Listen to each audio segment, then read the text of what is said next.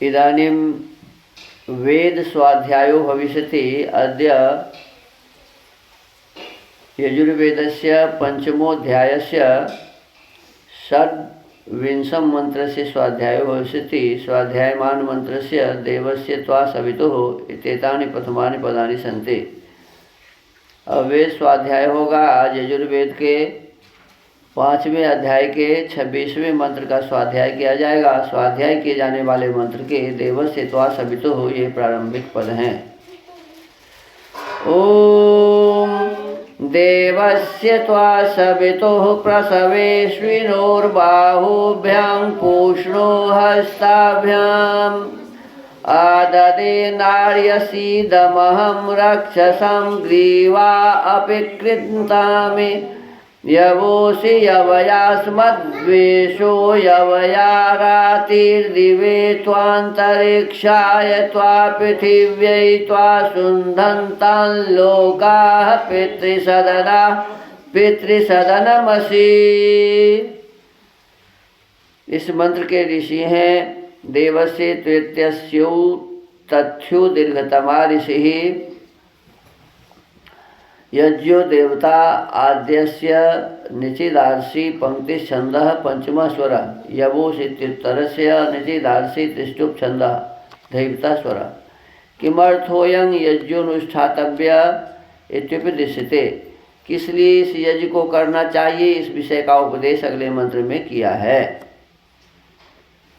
देखो, पिछले मंत्र में कहा गया था कि यदि हमें अपने इस जीवन में कुछ विशेष प्राप्त करना है तो हमें कहा गया था कि परमेश्वर की हमें उपासना करनी पड़ेगी।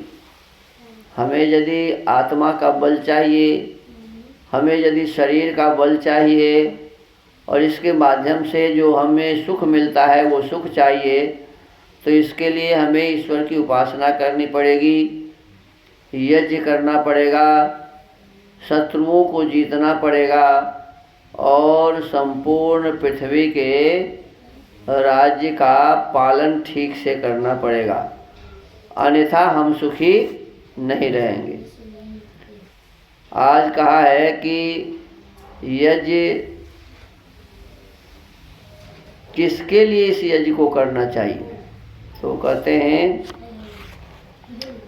पदार्थ हे विद्वान मनुष्य, जैसे मैं सवितो सब जगत के उत्पन्न करने और देवस्य सब आनंद के देने वाले परमेश्वर के प्रसवे उत्पन्न किए हुए संसार में अश्विनो प्राण और अपान के बाहुभ्याम बल और बीज तथा पूषणा अति पुष्ट वीर के हस्ताभ्याम प्रबल प्रताप युक्त भुज और दंड से अनेक उपकारों को आददे लेता वा इदम इस जगत की रक्षा कर रक्षसाम दुष्ट कर्म करने वाले प्राणियों के ग्रीवाह शिरों का अपि कृंता में छेदन ही करता हूँ, तथा जैसे पदार्थों का उत्तम गुणों से मेल करता हूँ वैसे तू भी उपकार ले और यवय उत्तम गुणों से पदार्थों का मेल कर। जैसे मैं द्वेष ईर्षा आदि दोष व अराते शत्रुओं को अस्मत् अपने से दूर कराता हूँ, वैसे तू भी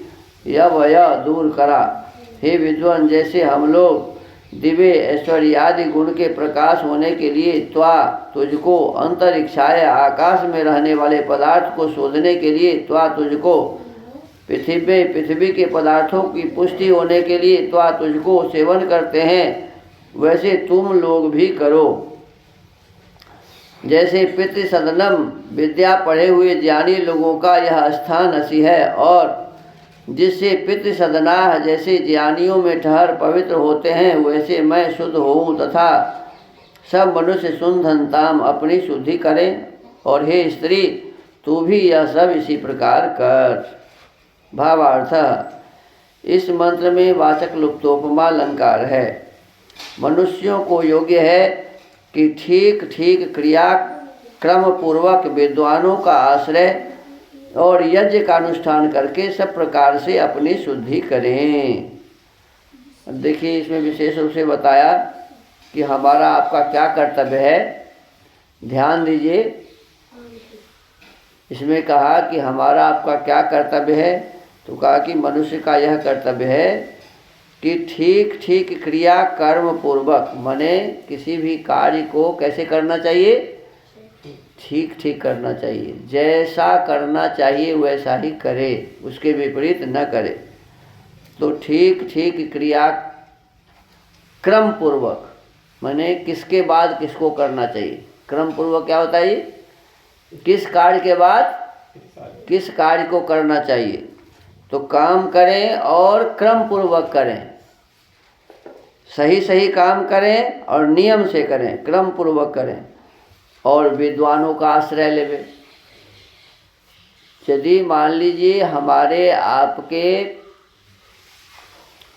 इस जीवन को संवारने में शिक्षक लोग की भूमिका न हो तो जीवन संवरेगा।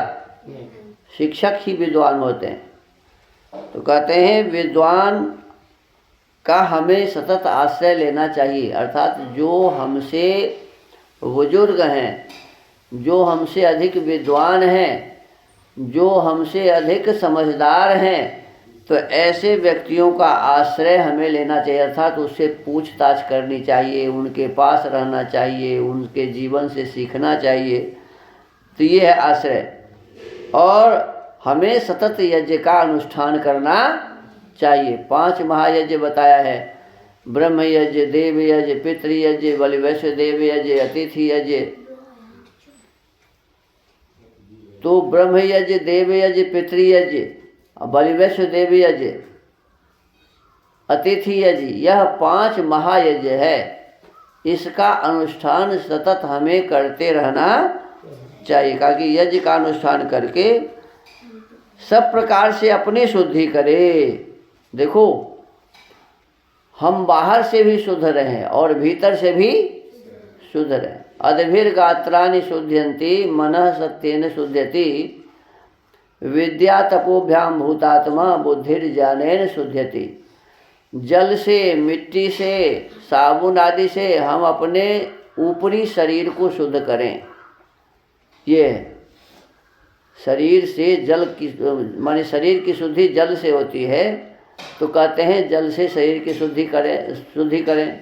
और मन को कैसे शुद्ध करें, क्योंकि मन ही मोक्ष का भी साधन है और मन ही संसार में फंसाता भी है। मन एव मनुष्यानाम कारणम बंध मोक्षयो। मन हमारे आपके लिए मोक्ष का भी साधन है और बंधन में भी डालने वाला है। तो इस मन को हम क्या करें, तो कहीं शुद्ध बनावें, पवित्र बनावें, तब ये मोक्ष का साधन बनेगा। कैसे पवित्र होगा मन, तो कहा सत्येन शुद्ध्यति। सत्य बोलने से, सत्य काम करने से, सत्य व्यवहार करने से मन शुद्ध होता है। और कहते हैं जिसका मन शुद्ध हो गया तो मन चंगा तो कठौती में गंगा। ये प्रयाग जाने की आवश्यकता नहीं पड़ेगी। मन यदि शुद्ध है तो प्रयाग जाने की आवश्यकता नहीं पड़ेगी, हरिद्वार जाने की आवश्यकता नहीं पड़ेगी। तो हमको आपको अपने मन को शुद्ध करना चाहिए। कैसे? सत्य बोलकर, सत्य व्यवहार करके। मन सत्येन शुद्ध्यति। और विद्या तपोभ्याम भूत आत्मा, हमारी जो आत्मा है, ये आत्मा की शुद्धि विद्या की प्राप्ति से होती है। ऋग्वेद, यजुर्वेद, सामवेद, अथर्ववेद, उसके 4 उपवेद हैं, आयुर्वेद, धनुर्वेद, गांधर्ववेद, अर्थवेद, उनके 4 ब्राह्मण हैं, ऐतरेय ब्राह्मण, शतपथ ब्राह्मण, साम ब्राह्मण, गोपथ ब्राह्मण। फिर वेद के 6 अंग हैं, शिक्षा, कल्प, व्याकरण, निरूक्त, छंद, ज्योतिष। फिर इसके उपांग हैं 6, योग दर्शन, सांख्य दर्शन, न्याय दर्शन, वैशेषिक दर्शन, वेदांत दर्शन, मीमांसा दर्शन। तो ये 6 वेद के उपांग। तो ये सभी मिलाकर के फिर उपनिषद भी हैं, 11 उपनिषद हैं। ईश, केन, काठ, प्रश्न, मुंडक, मांडुक, ऐतरेय, तैत्तिरीय, छांदोग्य, बृहदारण्यक, श्वेताश्वतर। तो ये जो विद्या के ग्रंथ हैं, इन विद्या के ग्रंथों का स्वाध्याय हमें सतत करते रहना चाहिए।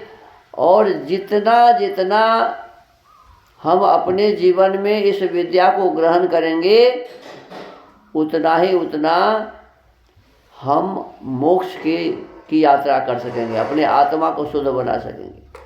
और इस काम में जो मेहनत होता है, परिश्रम होता है, उस मेहनत और परिश्रम में जो कष्ट होता है, उस कष्ट को प्रसन्नतापूर्वक सहने का नाम ही तप है। ऐसे नहीं कि हाथ को लंबा ऊपर खड़ा कर दिया, अब फलाना बाबा 10 साल से खड़े खड़े ही सब काम करते हैं तो बैठते नहीं हैं, तो ये तपस्या नहीं है। कोई गंगा जी में खड़ा है तो लंबे समय तक खड़ा है, इसका नाम तपस्या नहीं है। तपस्या क्या है जी? अच्छा काम करने में जो परेशानी हो रही है, उस परेशानी को ठीक ठीक सह लेना, प्रसन्नतापूर्वक सह लेना, कोई शिकायत नहीं करनी, ये है तप। तो विद्या और तप से आत्मा की शुद्धि होती है और अनेक प्रकार के ज्ञान विज्ञान को प्राप्त करने से बुद्धि की शुद्धि होती है। तो इस प्रकार से हमें अपने इस जीवन को शुद्ध बनाना चाहिए, पवित्र बनाना चाहिए, बाहर से भी भीतर से भी, और फिर हम अपने इस जीवन के जो मुख्य लक्ष्य हैं मोक्ष प्राप्ति, तो उसको प्राप्त कर सकेंगे। तो आज के इस वेद स्वाध्याय के क्रम को यहीं विराम देते हैं। ओम।